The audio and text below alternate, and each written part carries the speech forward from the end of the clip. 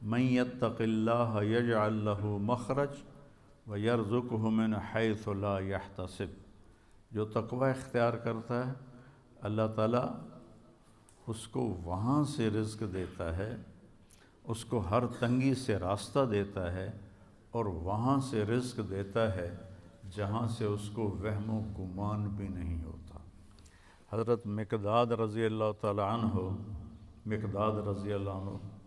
پیشاب کرنے گئے تو سامنے ایک سوراخ تھا، جہاں وہ بیٹھے پیشاب کر رہے تھے سوراخ تھا، تو ایک چوہا اندر سے نکلا اور 1 دینار آپ کے سامنے پھینک کے اندر چلا گیا، پھر گیا، پھر ایک دوسرا دینار لے کے آیا، پھر 3، پھر 4، پھر 5، پھر 6، پھر 7، پھر 8، 19 دینار اس نے اپنے سوراخ سے نکال کے حضرت مقداد کے سامنے پھینک کے اندر چلا گیا۔ وہ بڑے بھی حیران پریشان، انہوں نے وہ اٹھائے، فارغ ہو کر آ کر اللہ کے نبی کو پیش کیے کہ یا رسول اللہ میرے ساتھ تو یہ قصہ ہوا ہے، آج چوہے نے مجھے مالدار بنا دیا۔ تو آپ نے فرمایا یہ رزق ہے جو اللہ نے تجھے عطا کیا ہے۔ پھر یہ آیت پڑھی، من یتق اللہ یجعل لہ مخرج ویرزقہ من حیث لا یحتسب۔ اب یہ راستہ صرف مسلمان کے پاس ہے کہ اگر وہ تقوی اختیار کرتا ہے تو اسے اللہ وہاں سے دے گا جس کا اس کو وہم و گمان بھی نہیں ہوگا۔ من یتق اللہ یجعل لہ من امرہ یسرا، جو تقوی اختیار کرے گا اللہ اس کے لیے آسانیاں پیدا کر دے گا۔ من یتق اللہ یکفر عنہ سیئاتہ ویعظم لہ اجرا، جو تقوی اختیار کرے گا اللہ اس کے گناہوں کو معاف کر دے گا، صاف کر دے گا۔ یکفر کا مطلب ہوتا ہے نشان مٹا دینا،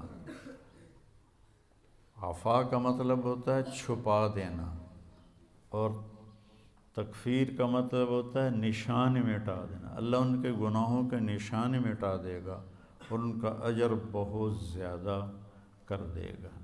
ان تصبروا وتتقوا لا یضرکم کیدہم شیئا ان اللہ بما یعملون محیط۔ تم صبر اور تقوی اختیار کرو تو دشمن کی کوئی چال تمہارے اوپر کارگر نہیں ہوگی، اللہ ان کا گھیرا ڈالے ہوئے ہے، ان کے گرد گھیرا ڈالے ہوئے ہے۔ تقوی کی مثال کیا ہے؟ آپ کے پاس پیسے ہوں اللہ کے فضل سے تو آپ ہر چیز خرید سکتے ہیں، گھر خرید سکتے ہیں، گاڑی خرید سکتے ہیں، جائیداد بنا سکتے ہیں، سیر و تفریح کر سکتے ہیں۔ تو تقوی ایک ایسا سرمایہ ہے جس سے آپ دین کے ہر عمل پہ چل سکتے ہیں۔ تقوی ایک ایسا سرمایہ ہے جس پر آپ دین کے ہر عمل کو اپنا سکتے ہیں اور اس پہ چل سکتے ہیں۔ حضرت عمر نے کعب احبار سے پوچھا تقوی کیا ہے؟ چونکہ قرآن میں مختلف تعبیرات ہیں تقوی کی، تو حضرت عمر نے پوچھا، کعب احبار یہودی عالم تھے، ایمان لائے تھے، تابعی ہیں، مت تقوی؟ فرمانے لگے کبھی کانٹوں بھرے راستے پہ چلے ہو؟ سبحان اللہ۔ کہنے لگے ہاں، اور اب میں تو کانٹے ہی کانٹے تھے، کوئی سبزہ تو تھا ہی نہیں۔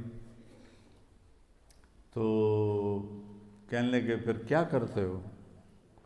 کہا میں اپنا کرتا سمیٹ لیتا ہوں، دامن سمیٹ لیتا ہوں، اور کانٹوں سے بچا کے میں آگے نکل جاتا ہوں۔ کہ بس یہ تقوی ہے کہ چاروں طرف گناہوں کے خاردار کانٹے ہیں، اس سے اپنے دامن کو بچا کر پار نکل جاؤ۔ اور دوسرا کہ لوگوں کے سخت رویے ہیں، کانٹوں کی طرح چبھتے ہیں، تو روزے کا صلہ بتایا گیا ہے تقوی، کہ اس سے انسان کو تقوی حاصل ہوتا ہے، اللہ کی خشیت، اللہ سے حیا کو تقوی کہتے ہیں۔ ایک گناہ نہ کرنا کہ دوزخ میں جاؤں گا، یہ بھی ایمان کا حصہ ہے۔ ایک گناہ نہ کرنا کہ مجھے اللہ سے شرم آتی ہے، مجھے اللہ سے حیا آتی ہے، یہ حیا کا جو درجہ ہے یہ خوف کے درجے سے بڑا ہے۔ یا ایھا الذین آمنوا، یہ عزت صرف اس امت کو ملی ہے اور کسی امت کو یہ اعزاز نہیں ملا۔ کتب علیکم الصیام، تم پہ روزے ہم نے فرض کیے ہیں، کما کتب علی الذین من قبلکم، جیسے تم سے پہلے لوگوں پر ہم نے روزہ فرض کیا تھا تم پر بھی فرض کیا ہے۔ کیا ملے گا؟ لعلکم تتقون، تمہیں تقوی ملے گا۔